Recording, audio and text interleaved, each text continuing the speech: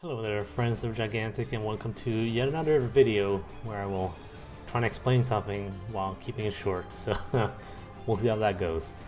For this one, we're going to go into the Clash game mode. Now, if you're a new player, you did a tutorial, you played a bot match, you probably queued a few matches after that. You have been playing the Rush game mode, which is a new mode where it's simplified, essentially, like trying to get you into the game and, you know, just have fun, right? Try different heroes and have some shorter games. When you reach level 10 on your account, you receive a message that tells you that you have unlocked Clash. Now, this game mode was in the original game, and it was the only game mode back in the day, and it's essentially an expanded version of Rush. Right? It's a larger mode, it is more complex, and has more like, you need more tactics, and yeah, there's a lot more going on. So I figured that I will try and go through the changes and hopefully clear things up. So to start off, as an overview, first of all, when it comes to creatures, in Rush you get two healers, like two big bloomers, the trees, and yeah, that's pretty much it. If they die, they respawn. But in Clash, you don't. You get no creatures at the start. You do get a few more and like different spawning points for them. But basically, as a player, you are in charge of the creatures, right? You have to go to a point, spawn that creature, and, well, keep it alive, preferably. Then we have the whole thing with XP and leveling. You probably noticed this when you play Rush, that you get experience, right? You get like a badge, or you, I don't know, grab power orbs or whatever it might be. It says XP. Now, it can be slightly confusing because in Rush you don't level up. You are level 10, you have the max upgrades, but in Clash, you don't. You start at level 1, and you get experience as the game goes. Like I said, there are many sources of experience. You kills of players, creatures, getting badges, etc, etc, and you level up. And when you level up, you get 1 upgrade point, and you spend that on any of the abilities that you have, right? So, but this also means that how you handle this is different, right? You can still use builds in Clash, but we'll get to that a bit later on. So continuing on with our overview of the changes, we'll talk about maps, I think, because in Rush, in most of the, especially the older levels, you play in what is essentially the final arena in Clash, which we'll get to. But basically, the maps, or the area of the map that you're playing in, tends to be quite much larger than in Rush. There are some exceptions to this, but we'll get to that as well.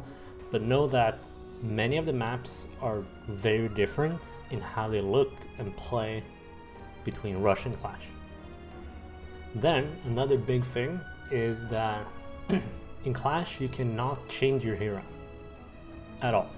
So when you join a game, you want to make sure that I'm gonna play this hero, I'm familiar with this one, it works well with my team, etc, etc, and of course what build you want to use on that if you want to do that automatically. But yes, when you die, you respawn on the airship, but you cannot change heroes or builds. And one last thing, you have more wounds for each guardian. So in Rush you have 1, right? That's why the games are quite short, one reason. But in Clash you have 2 additional wounds per guardian, so the games are going to be longer, and it's going to be a lot more back and forth. We've had some crazy games in the past. If you look at my old videos, literally where you're on the last wound and they only need 1 more push, and we do like a full comeback. Completely possible in Clash.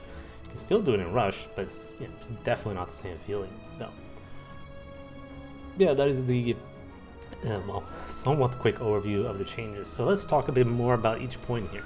Okay, so when it comes to the creatures, like I said, you have more points to spawn them on, and different, right? So if you look at the new maps, for example, like Heaven's Ward, or Picaro Bay, they're very different in how they're structured between the different modes, right?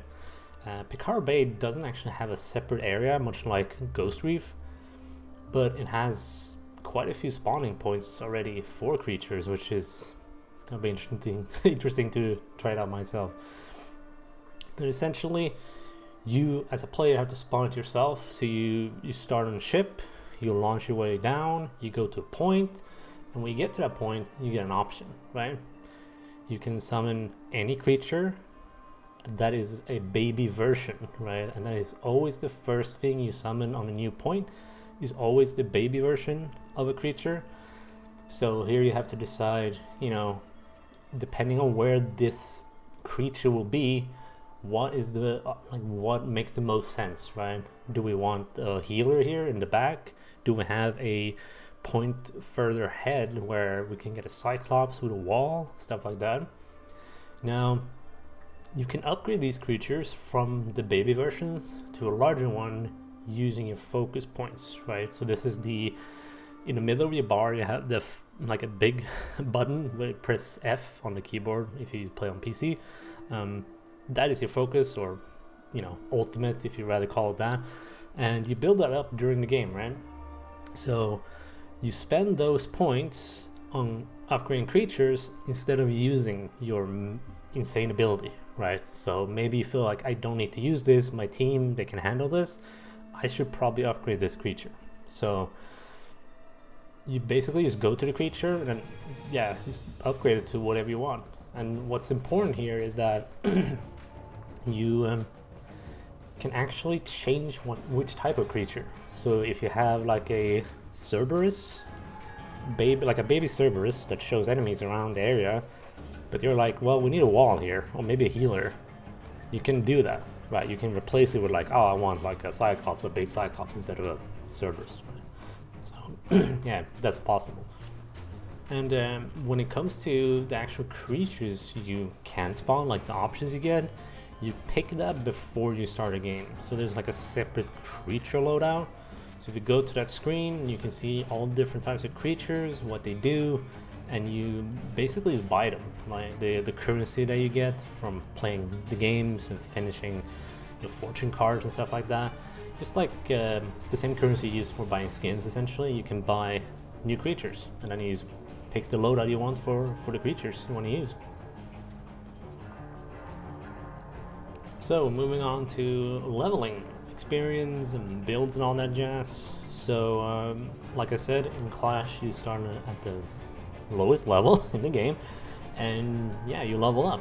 You get experience from a variety of sources like we talked about, and every time you level up you get 1 point, and this point you spend on, you know, whatever ability you want. And you can stick to like picking a build and then have the game automatically, you know, level up for you, but I would suggest, if you're okay with it, I would turn that off when you join a game and upgrade as you go, because like I said, a Clash game lasts for much longer than Rush, and since you can't change heroes, it's very important to, you know, be reactive, right? So if you're playing a character, like you have your team's composition, and then it turns out that, oh crap, they have like this hero, that's not good. And if you pick the build that automatically upgrades, you will most likely have upgrades that will not be great, right? They won't really help you. So if you turn it off and you realize, okay, well, I need this, then you can just grab it on the go, right? So I like to adjust and like change my plan during the game, because I will notice like, what do we actually need and when do you need it, instead of having like everything planned out in a build. I'm like, I take it one by one, and yeah, I just upgrade as I go, pretty much. That is a suggestion when you played quite a bit. I would do that. It's just way better, I would say, in general.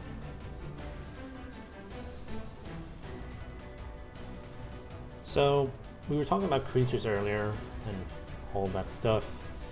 Now, the maps, quite important here. Imagine that. No, but like I briefly mentioned earlier, there's a massive variety in how the maps actually work in Clash. So how it actually works when you play Clash is, if we look at, for example, Sanctum Falls, which I feel like is one of the best examples, is that you play in a very large area to the side of the smaller area. So when you play Rush, you're literally playing in the final arena of the map. So what happens in Clash is that you go in, like in Sanctum Falls, then you go in, you play in this large space, you run between points, you summon creatures, you save creatures, you kick some butt, right? But then when a Guardian reaches 1 wound, it will go into the Clash mode. So if you've actually seen, there are abilities that have the keyword Clash, that is what that means. So Clash is like the final stand, like your final chance, like either you finish the game or you do a comeback, right? So on Sanctum Falls, you play on the right side, basically large open space, you do your thing, it gets to 1 wound, now everyone is pushed, like basically forced into the final arena, right? You have to go there, and that is where you finish it up. Now, not all the levels have this. They are quite different in how they work. For example, Heaven's Ward, you still have like a separate side arena to it, which is very cool. But then if you compare it to other, like there are maps like, for example, Ghost Reef, you don't have that. Ghost Reef is like, it is what it is. Like, that is it. So not just a variety in, theming and, layouts and everything, but it's specifically for Clash quite different. And I think one of the more drastic ones that you'll find is Siren Strand. Because in Siren Strand, when you play Rush, you have quite a lot of space. I don't know if you noticed this, but you have a lot of space. Now, the space from the creature on the right side or the left side, toward the water, basically the water line, that is not there when you play Clash until the very end. So you're cut off from, like 1/3 of the level, because there's water there.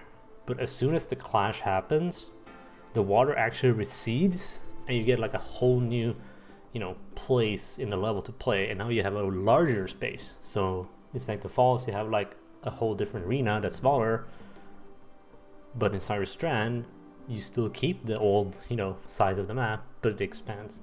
And then you have like Ghost Reef that is just the same. So it's very different. So it's very important to learn in Clash how the maps, how they all work. Like, okay, when we go into Clash, what happens, right?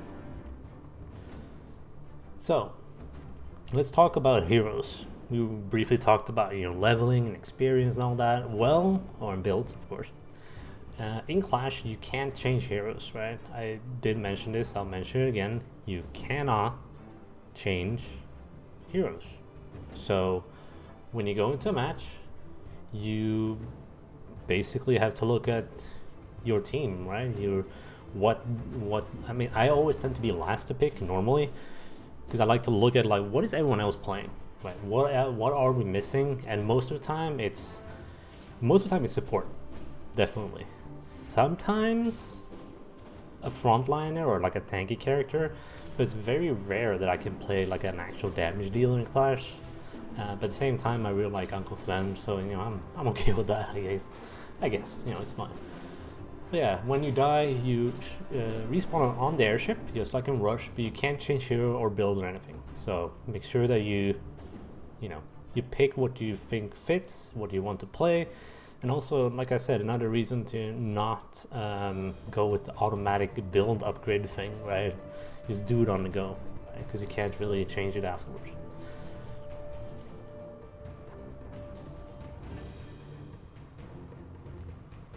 All right, last but not least, it's gonna be a quick one, I suppose, but Guardians, the massive creatures that you're trying to get rid of here, that you're attacking, have more wounds.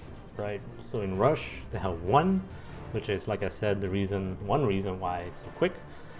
But in Clash, they gain 2 more wounds, so you will see a lot of back and forth. It's a lot more important to make sure you do push and you have good pushes on wounds and really basically plan ahead. And I feel like that is like a general thing for Clash, is people are, I guess, more try hard. Like, it's way more serious, way more planning, a lot more tactics, and that's not just around, it's not just how you play around your teammates, right? Or like, where do we push, when do we fall back, you know, this whole thing. It's also, you have a whole meta game with the creatures, because if you kill a creature, you get power. But depending on, well, what is our strategy here? Well, our strategy, you know, for the strategy we have in this particular match, maybe you want to have a Cyclops, right? Because we want to block this off. We really want to make sure, but then you also need to make sure you play around that, right? The wall is a bit finicky still, so we'll see if they improve that.